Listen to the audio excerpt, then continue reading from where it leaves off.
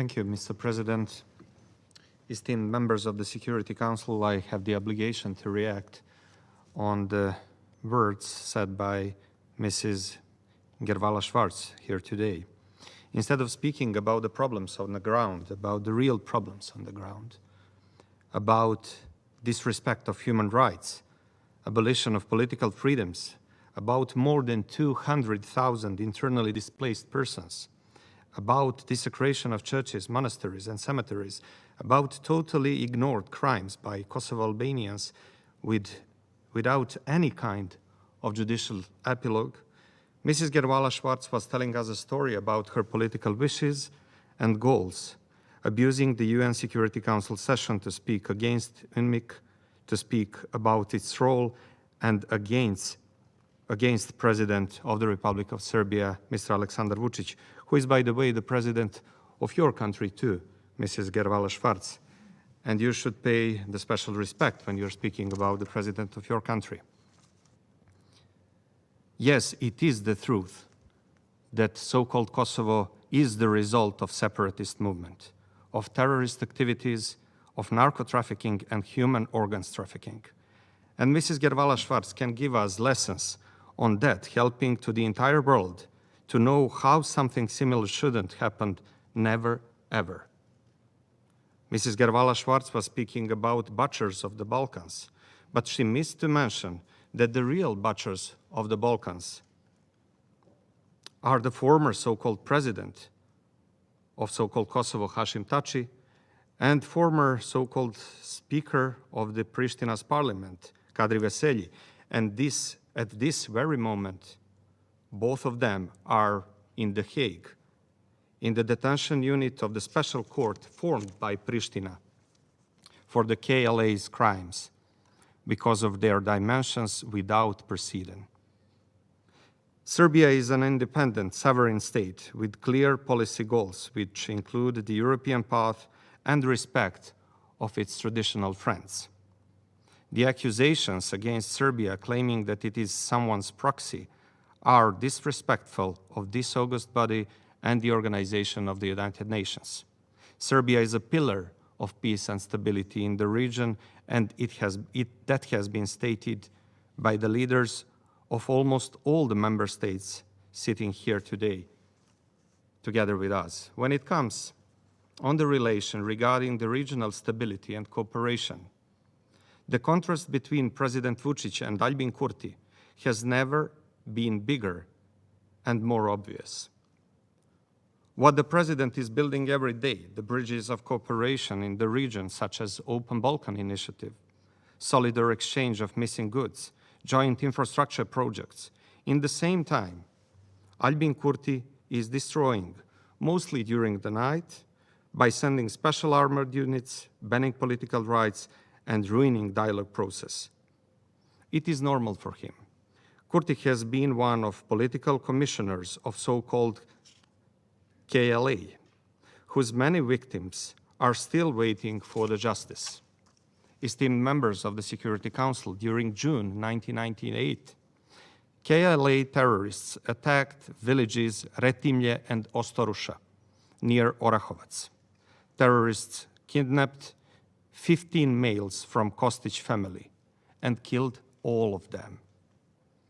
The only member of the family survived was in that time young woman Olgica Božinović Kostić. She was beaten and then raped. And she was the only one, as I said, survived from that family. Almost 24 years after this horrible crime, nobody has never, ever been proceeded, neither sentenced. At the same time, it is the same situation with the crimes who were done by these named by Mrs. Gervale Švarc as the some who helped them. On May 14, 1999, NATO aircrafts bombed on a road between Prizren and Suva Reka a long column of Albanian refugees, killing 87 persons, all civilians, 10 newborns, 26 kids under 15 years old. The term genocide should not be abused, especially not for the political sensationalist purposes to which Pristina has continuously been prone. Such rhetoric, in general, arbitrary assessment and claims without any evidence are frivolous, unfounded in reality, and serve the purpose of gaining cheap political points. Such irresponsible claims jeopardize any possibility of progress in the normalization between Belgrade and Pristina, between Serbs and Albanians. Finally, if we talk about the ethnic composition of the population of Kosovo and Metohija, then and now we should clearly present the facts and say that over 90% of persons living in Kosovo and Metohija today are Albanians, and that Serbs suffered in recent decades, that they were victims of crimes and expelled from their centuries-old ancestral homes and forced to leave them due to intimidation, discrimination, and threats. In support of that, we remind you that over 200,000 internally displaced persons residing in the Republic of Serbia without the possibility and conditions to returning to their ancestral homes. Pristina and its policy are responsible for that. Therefore, this idea and the attempt to reverse the well-known and often publicly proclaimed long-term aspiration and political goal of Albanian leaders from Kosovo and Metohija over the decades to create an environment with an ethnic composition that includes exclusively Albanians is cynical. It is the same situation when we are speaking about the sexual violence against women.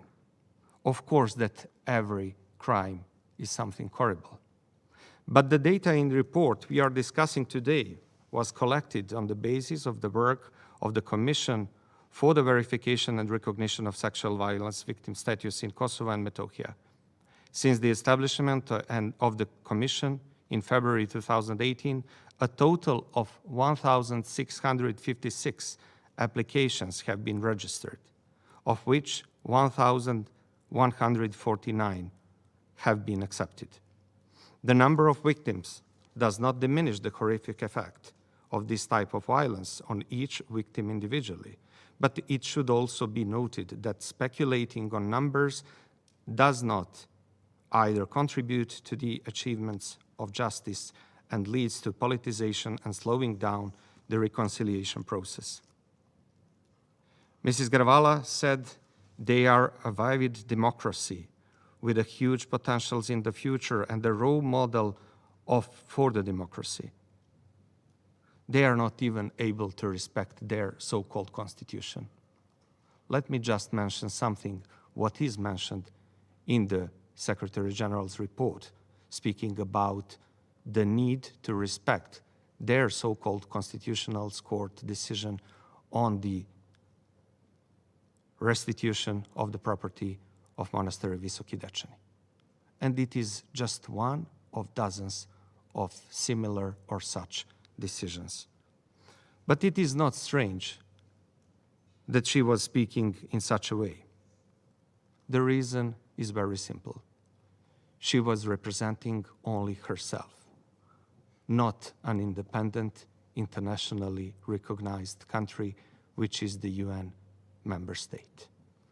And it is going to stay like that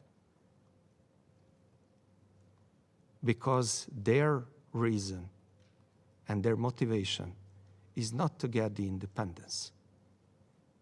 These esteemed members of the Security Council, let me just tell you that you should take any of the interviews on Mr.